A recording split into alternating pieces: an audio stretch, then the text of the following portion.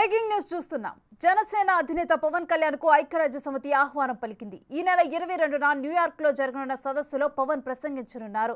దేశం తరపున పాటుపడే నలుగురికి మాత్రమే అందే ఆహ్వానంలో పవన్ ఒక్కరు కావటం విశేషం. దీనితో పవన్ ఈ నెల 20న న్యూయార్క్ బయలుదేరుతున్నట్టు సమాచారం. స్వార్థం లేని నాయకులకు మాత్రమే ఇలాంటి అవకాశం దక్కుతుందని తెలుపుతున్నారు విశ్లేషకులు.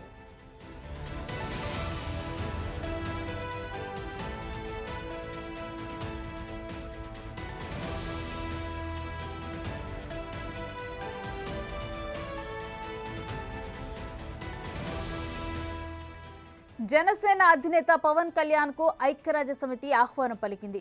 ఈ నెల 22న న్యూయార్క్ లో జరగనున్న సదస్సులో పవన్ ప్రసంగించనున్నారు. అయితే దేశం తరపున పాటుపడే నలుగురికి మాత్రమే అందే ఆహ్వానంలో పవన్ ఒకరు కావడం విశేషం.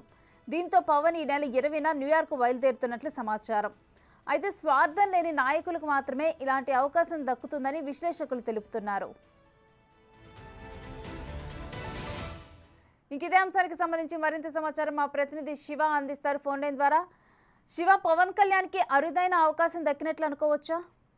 ఖచ్చితంగా పవన్ కళ్యాణ్ కి ఐక్యరాజ్య సమితిలో నుంచి ఆహ్వానం అందింది. జనసేన అధినేత పవన్ కళ్యాణ్ కి ఈ నెల 22వ తేదీన సదస్సులో పవన్ కళ్యాణ్ కి ప్రసంగించే అవకాశం లభించింది. నిజంగా దేశంలో ఇటువంటి అరుదైన అవకాశం చాలా కొంతమందికే వస్తుంది. అందులో కూడా దేశం వ్యాప్తంగా కూడా నలుగురికి మాత్రమే ప్రత్యేకంగా ఆహ్వానం అందినట్లు కూడా తెలుస్తా ఉంది. అటువంటి నలుగురిలో పవన్ కళ్యాణ్ కూడా ఒక వ్యక్తి అని చెప్పుకోవచ్చు. అలాగే స్వార్థం లేని నాయకులు మాత్రమే ఇటువంటి అవకాశం దక్కుతుందని చెప్పి విశ్లేషకులు అయితే భావిస్తున్నారు. ఆ కోటగిరి కిందనే పవన్ కళ్యాణ్ కి ఆహ్వానం అందినట్లు కూడా తెలుస్తా ఉంది. ఆ నెల 20వ తేదీన ఆయన పవన్ కళ్యాణ్ న్యూయార్క్ బయలుదేరి వెళ్తారన్న సమాచారం. 22వ తేదీన జరగబోయే సదస్సులో ఆయన ముఖ్య అతిథిగా పాల్గొని ప్రసంగించబోతున్నారు. అయితే పవన్ తో పాటు అంటే మొత్తం కూడా నలుగురికి అవకాశం దక్కినట్లు తెలుస్తుంది. ఇంకా ఏ ఇతర ప్రముఖులు ఉన్నారు శివ?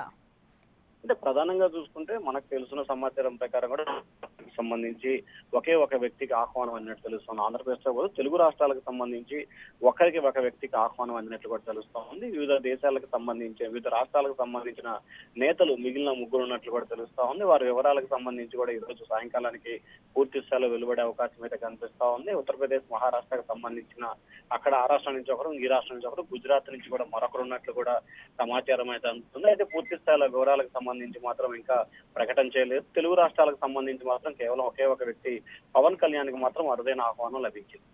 అండ్ పవన్ తను చేసే ప్రసంగాల్లో కూడా అనేక రకమైన పుస్తకాలు, ఆయన నేషనల్ ఇంటర్నేషనల్ లెవెల్ ఆయన చదివిన పుస్తకాలను కూడా ఆయన ప్రస్తావిస్తూ ఉంటారు. సో వాటన్నిటి కూడా అంటే ఒక అనార్గళంగా కూడా ఆయన మాట్లాడగలుగుతారు కాబట్టి అందుకు ఈ అరుదైన అవకాశం ఆయనకి లభించినట్లు తెలుగు రాష్ట్రాల నుంచి అనుకోవచ్చా? ఖచ్చితంగా ఏదైతే పవన్ కళ్యాణ్ కి సంబంధించి కూడా ఆయన పుస్తకాలు చదవటం విషయంలో కానీ, లేకపోతే సామాజిక దృక్పథం విషయంలో కానీ, లేకపోతే హెల్పింగ్ నేచర్ విషయంలో కానీ, అలాగే ప్రధానంగా చూసుకుంటే నెగిటివ్ యాంగిల్ కాకుండా ప్రతి దాంట్లో కూడా ఆయన పాజిటివ్ యాంగిల్లో, పాజిటివ్ కోణంలో ఉంటున్నారు. సో అటువంటి వ్యక్తులకి ముఖ్యంగా ఎవరికైతే చేయూతనివ్వాలి, అధిక సాయం చేయాలి విషయంలో, లేకపోతే ఎవరిని ఉండాలని ధైర్యం కల్పించే ఇట్లాంటి సామాజిక దృక్పథం కలిగిన వ్యక్తుల్లో కూడా పవన్ కళ్యాణ్ ఒకరు. ఇటువంటి దృక్పథం కలిగిన వ్యక్తుల్లో అరుదైన వ్యక్తులు చాలా తక్కువ మంది ఉంటారు. ఆ తక్కువ మందిలో పవన్ కళ్యాణ్ ఒకరుగా కూడా రాజకీయ విశ్లేషకులు భావిస్తున్నారు. సో ఆయన చేసిన సేవా కార్యక్రమాల విషయానికి సంబంధించి కానీ, లేకపోతే అనేకమైన వేలాది పుస్తకాలు చదివి కొంచెం ఏదైతే ప్రపంచంలో ఉన్న స్థితిగతులు, దేశంలో ఉన్న స్థితిగతులు, రాష్ట్రానికి సంబంధించిన వ్యత్యాస తదితర అంశాలకు సంబంధించి కూడా ఆర్థిక సామాజిక వర్గాల విషయంలో ఆయన చాలా పుస్తకాలు చదివి కొంత ప్రామాణికంగా కూడా ప్రసంగించిన పరిస్థితి గతంలో జరిగింది.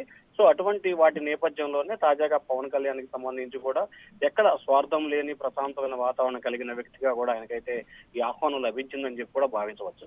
Right, thank you Shiva.